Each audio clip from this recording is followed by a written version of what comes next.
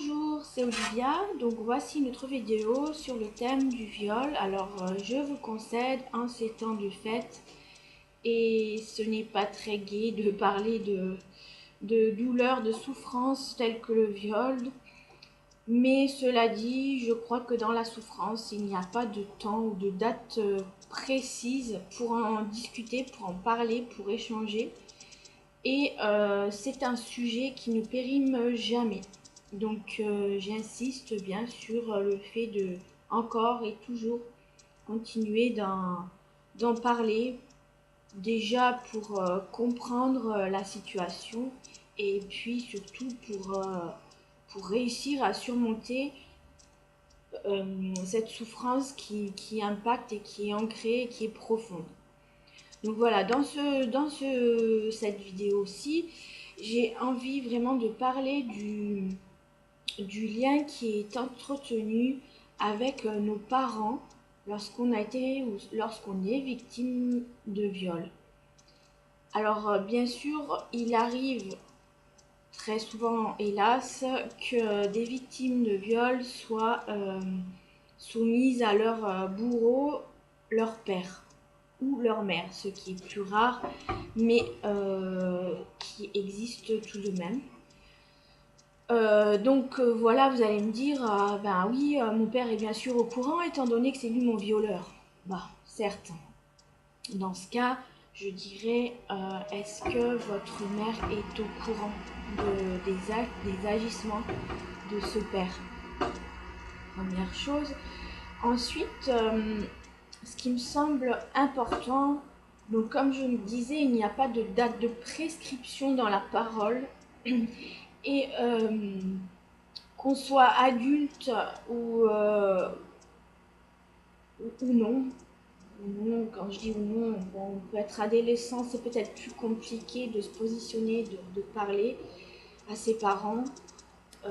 Bien qu'adulte, ça reste aussi très compliqué, puisque je connais beaucoup de victimes qui ont construit leur vie de famille et qui n'ont à ce jour toujours pas divulgué à leur mère ou à leur père qu'un des membres ou de la famille, qu'un des membres de leurs proches, de leurs amis, a abusé de leur intimité, de leur intégrité, de leur personne, de leur corps.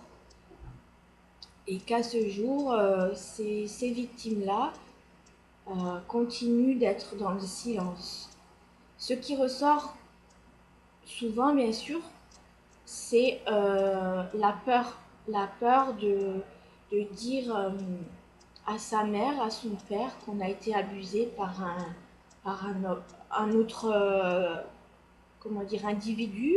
Parce que bon, il arrive que ce soit des femmes qui violent, et effectivement c'est moins courant, mais ça arrive. Pour les petits garçons, c'est très compliqué aussi. Donc un petit garçon en devenir d'adulte qui a été violé dans sa jeune enfance, c'est très très compliqué pour lui de se construire, de se bâtir sur une souffrance telle que celle-ci, et puis surtout d'en parler. En général, le plus souvent, il n'en parle jamais. Je vais faire une parenthèse à ce sujet, qui reste pas loin d'être une simple parenthèse aussi. Je me rappelle plus de son nom. Il y a eu je crois que c'est un entraîneur sportif qui a été violé dans sa jeune adolescence plutôt. Il faisait partie d'un club il me semble, de rugby ou de foot, bon, de rugby, il me semble. Il faisait partie d'un club sportif et il a été violé plusieurs fois par son entraîneur. Et suite à ça, il a trouvé en lui la capacité de se relever, de faire face à cette souffrance et de la dépasser.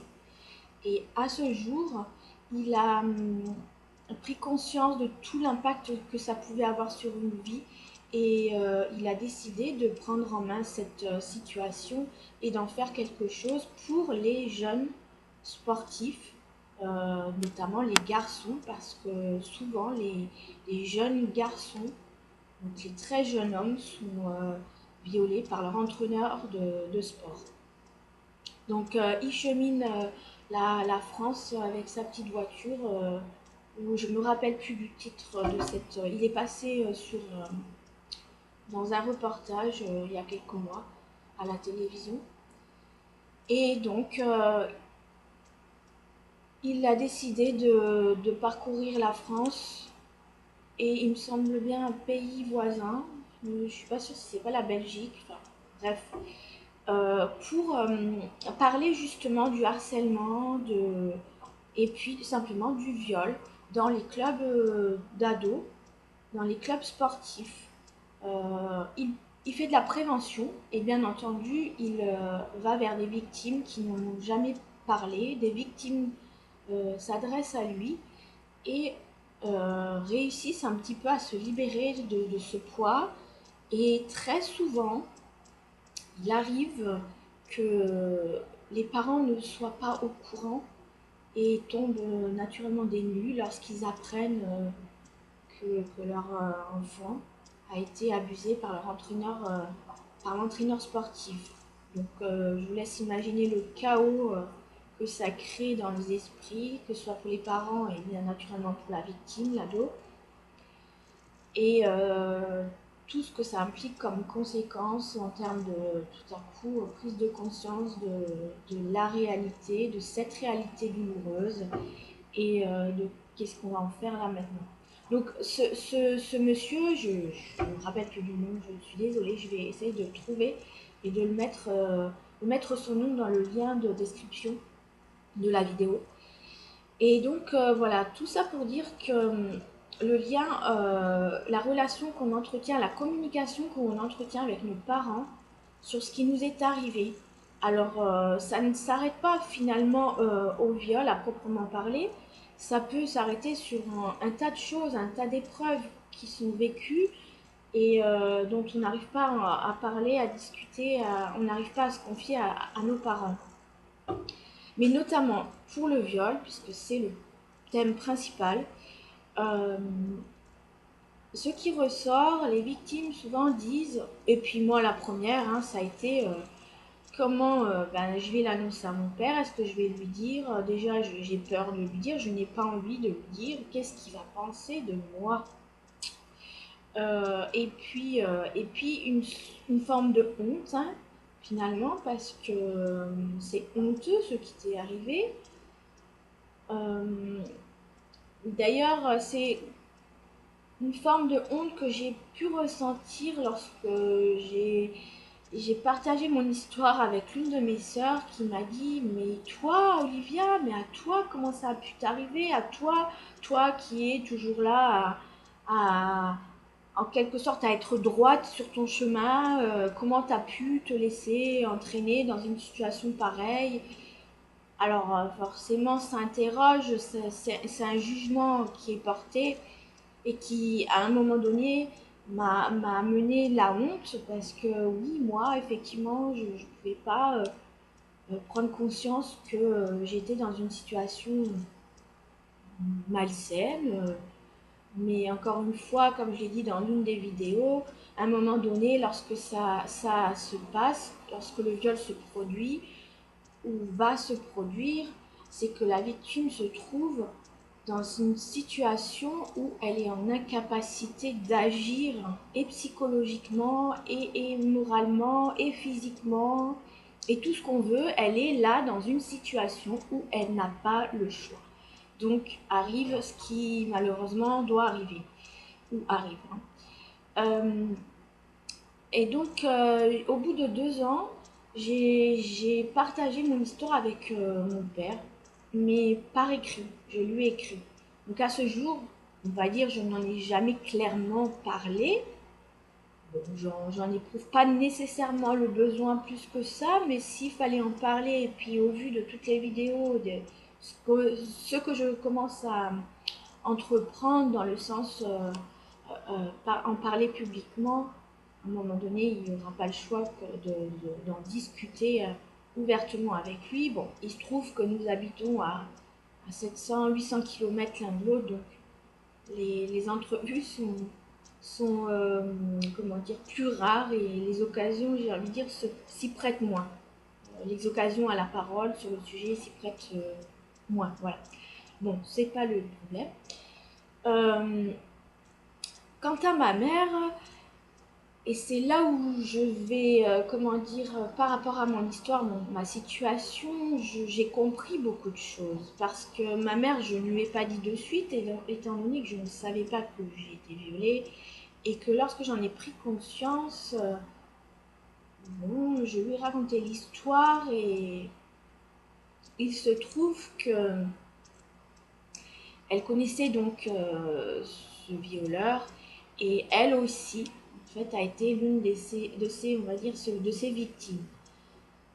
Sachant que ma mère a été violée par son père dès l'âge de 8, 9 ans, 10 ans. Et elle a eu vraiment un vague souvenir de, de la date de départ parce que ça s'est arrêté lorsqu'elle a eu 17 ans, simplement parce qu'elle a quitté le foyer de la maison et que bien sûr ça s'est arrêté, heureusement. Mais voilà, ça a duré quelques années et on peut comprendre le trauma qui a engendré l'oubli ou l'effacement de certains épisodes de toutes ces années et donc du début de quand ça a commencé. Voilà.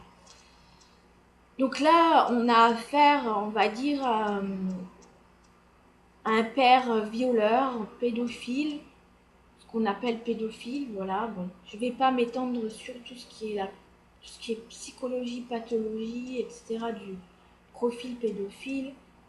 Le tout est qu'au bout du compte, c'est un individu qui a violé, voilà, physiquement, psychologiquement, une enfant, une adolescente, et puis qui aurait sans aucun doute continué à l'âge adulte si ma mère n'avait pas trouvé la personne sur son chemin pour lui dire ben voilà, mon père me fait ça. Et c'est à ce moment-là que cette personne lui dit mais c'est très grave, ton père n'a pas à te faire ça. Et de là ont découlé les démarches, voilà, pour qu'elle quitte le foyer. Donc, ce qui moi me semble important, c'est vraiment, et c'est essentiel, et j'en suis persuadée, c'est d'informer son père et sa mère sur ce qui a été pour vous, pour soi, un viol, des viols bien sûr. Le dire à sa mère, le dire à son père, à mon sens, c'est faire un grand pas vers sa propre guérison. Ou, sans parler du terme de guérison, parce que pour certaines victimes, il sera question de ne jamais pouvoir s'en relever. Pour d'autres, on s'en relève. J'en suis là une des preuves, on va dire. Moi, je dis oui, on peut s'en relever. Ensuite, c'est vraiment aussi vous donner la possibilité de, d'ancrer en vous, c'est en parler à son père, à sa mère, c'est avoir la capacité déjà de faire un grand pas en avant vers un mieux pour vous et vers une compréhension de vous-même et donc de la situation. Pour moi, j'explique ce que j'ai vécu par mon histoire passée, par mon histoire d'enfance. Je lis mon histoire, alors là ça s'applique pas nécessairement, pas exceptionnellement non plus pour le viol, mais ce qui est vécu dans notre histoire, dans notre vie, est lié à ce qu'on a vécu enfant, est lié à ce que nos parents ont vécu, ce que nos grands-parents ont vécu, etc. C'est ce qu'on appelle les mémoires transgénérationnelles qui sont répercutées de génération en génération, le tout l'inconscient finalement, parce qu'il y a des choses dont on n'a pas connaissance, de conscience, et que lorsqu'on creuse et qu'on cherche, en faisant par exemple, en créant son arbre généalogique, on apprend des choses sur ses aïeuls, sur ses ancêtres, et de là peuvent découler des clés pour se relever d'une situation. Et concernant le viol, c'est le cas aussi. Donc, moi personnellement, je fais l'analyse de mon parcours dans le fait de, quelque part inconsciemment, j'ai voulu comprendre ma mère. Donc, quelque part, je me suis mise dans ses pas. Et quand je dis mise dans ses pas, j'ai un petit peu inconsciemment, hein, toujours, parce que bien sûr, de conscience, on va pas se dire, oh bah tiens, je vais essayer de comprendre ma mère, je vais me retrouver face à un violeur et puis je vais souffrir, je vais en baver, voilà, hein, enfin, thème, une image un peu métaphorique, pas très, aux deux sens du terme, j'ai envie de dire, au sens propre, au sens figuré, pas très réjouissant non plus, mais donc voilà, tout ça, c'est dans l'inconscient. C'est ce qu'on appelle aussi la mémoire cellulaire, où tout est inscrit dans nos cellules, tous nos souvenirs passés, conscients ou inconscients, le corps marque, voilà, le corps ancre. Simplement, il n'y a qu'à voir pour, en tout cas, les femmes victimes de viol, lorsqu'un jour elles arrivent, elles font leur vie avec un partenaire, lors de rapports sexuels, le rapport peut être très douloureux. La psyché tout à coup se met dans une forme de mécanisme automatique qui fait que tout à coup le corps se crispe, le corps se met en tension au niveau du bas-ventre pour la femme et le rapport se veut difficile, douloureux. Donc là, c'est le corps qui se rappelle, ce sont les mémoires, les cellules du corps qui se rappellent à ce trauma et qui réagit d'une façon, on va dire, inconsciente. Pourquoi? Parce que euh, notre esprit n'a encore pas pris conscience de ce qu'il a vécu. Bien sûr que voilà, la victime sait qu'elle a été violée, elle sait qu'elle est en souffrance, elle sait ce qu'elle a, par quoi elle est passée. Et parfois, ça s'arrête là. Ce qui est important pour s'en relever, c'est justement de conscientiser ce qui s'est passé. Et pour moi, conscientiser, c'est aussi mettre des mots sur ce qui s'est passé, de l'avoir exprimé. Et nos parents devraient, entre guillemets, être les premiers interlocuteurs à cette souffrance, à cette épreuve. Donc voilà, ce qui est important, donc, c'est vraiment que nos parents soient informés. Pardon.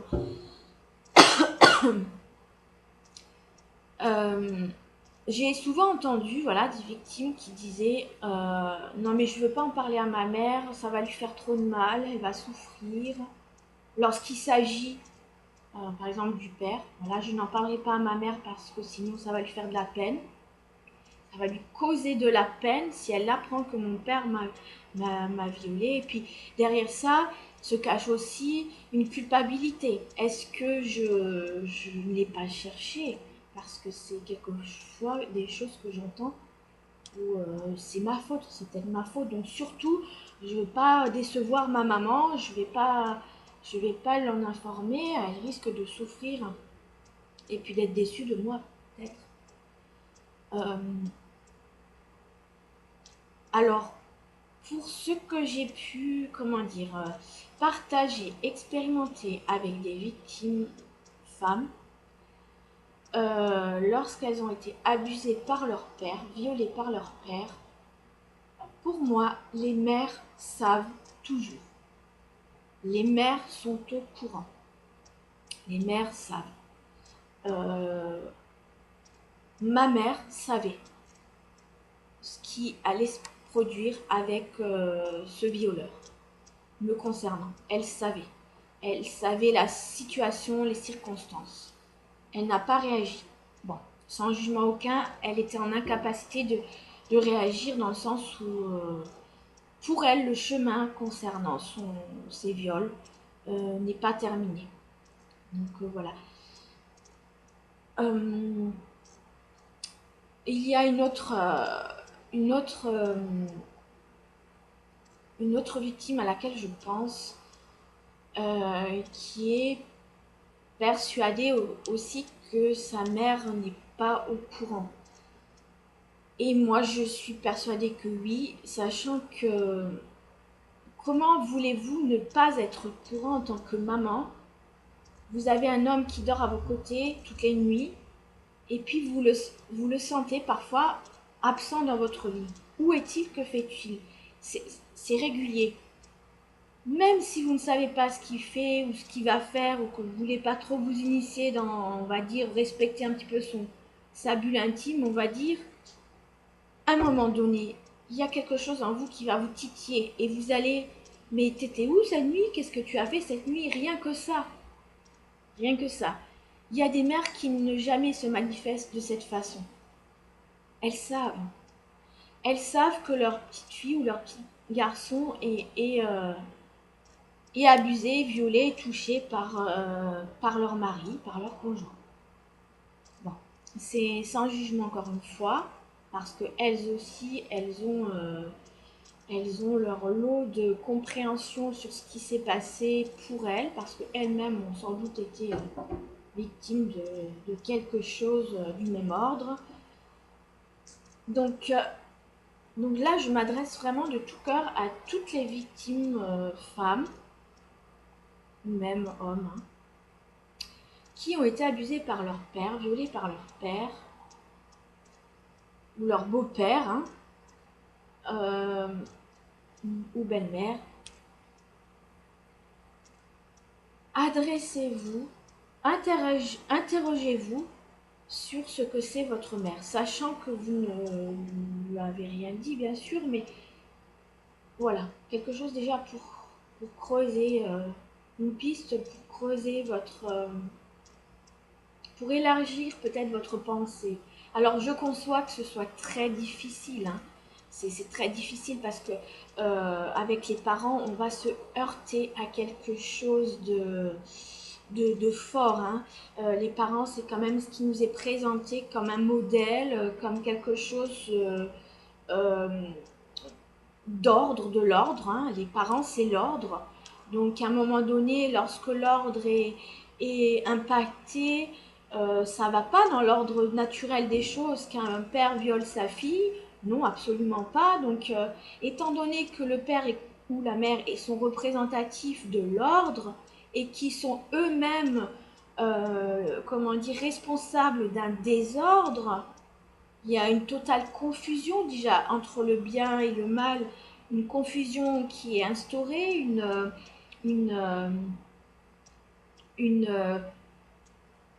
avalanche de sentiments et d'émotions contradictoires qui est finalement donnée, proposée à l'enfant qu'on est à ce moment-là, ou à la jeune fille, ou à la jeune femme, ou à la femme tout simplement, puisqu'adulte, on est toujours dans cette espèce de désordre face auquel on se sent démuni et qu'on ne se sent finalement pas autorisé à montrer du doigt son père ou sa mère. Toi tu savais, toi t'as rien fait, toi tu m'as violé. C'est très très compliqué.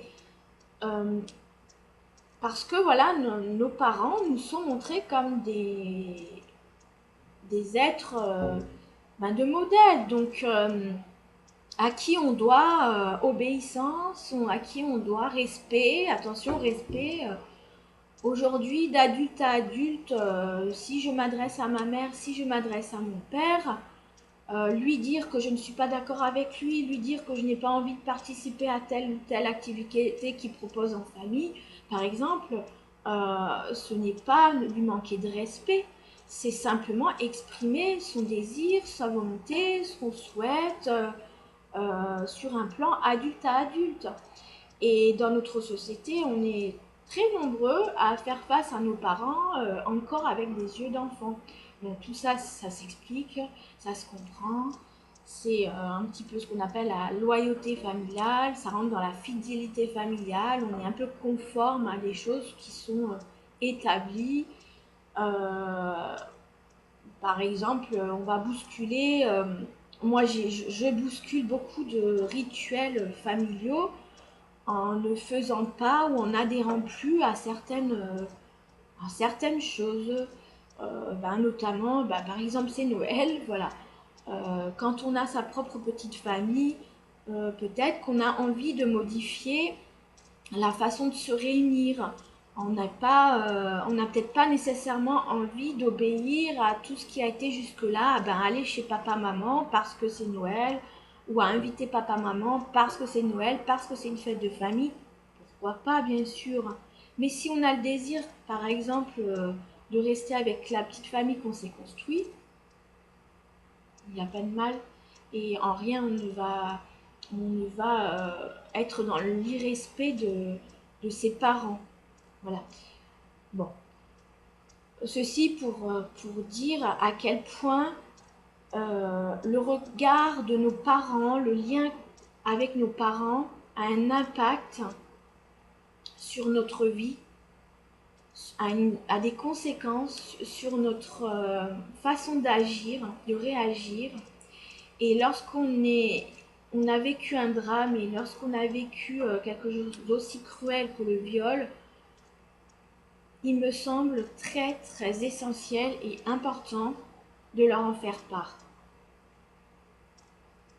Parce que, à mon sens, encore une fois, c'est ma vision des choses et pour l'avoir expérimenté personnellement et autour de moi, avec des victimes, ça contribue réellement à une reconstruction de soi, une compréhension de soi et surtout à élargir, à développer sa capacité à se relever d'une situation dramatique, de souffrance et à peut-être en faire quelque chose. Hein. On n'est pas nécessairement obligé de faire quelque chose de ce qu'on a vécu, mais en tout cas, un premier pas, c'est vraiment comprendre. Voilà, c'est comprendre. En parler avec nos parents, c'est quelque chose qui peut aider à comprendre, à se comprendre. Parce que ce qui est essentiel là-dedans, c'est chacun. C'est vous. C'est vous la victime, c'est toi la victime, c'est ce qui est important. Donc, ce qui compte, c'est ce qui vous amène du bien, ce qui va vous permettre d'aller mieux. Donc, voilà. Je vais finir cette vidéo. Je vais simplement mettre un petit aparté en disant que si vous le souhaitez, vous pouvez laisser un commentaire. Je peux organiser on va dire une rencontre virtuelle par Skype ou en petit groupe. Voilà, on peut discuter sur vous, victimes, en quoi avez-vous partagé votre épreuve, votre souffrance avec vos parents? Est-ce que vous avez discuté avec vos parents? Qu'est-ce qui vous empêche à ce jour de le faire? Est-ce que vous souhaitez le faire? Et voilà, de discuter en petit comité, en vous guidant naturellement. Je serai là pour vous guider et puis pour peut-être vous conseiller, voilà. Mais voilà, peut-être échanger sur le sujet. Est-ce que je vais en parler à mes parents? Est-ce que je peux en parler à mes parents? Je décide d'en parler à mes parents? Non, je décide pas d'en parler à mes parents. Qu'est-ce que ça m'amènerait si je le faisais? Qu'est-ce que ça ne m'amènerait pas? Donc, on peut discuter là-dessus. Donc, vous pouvez laisser vos commentaires. Et c'est avec plaisir que je les lirai et vous renverrai les réponses. Donc voilà, en attendant, je vous souhaite de bonnes fêtes de Noël 2018. À bientôt pour une autre vidéo. Bye bye.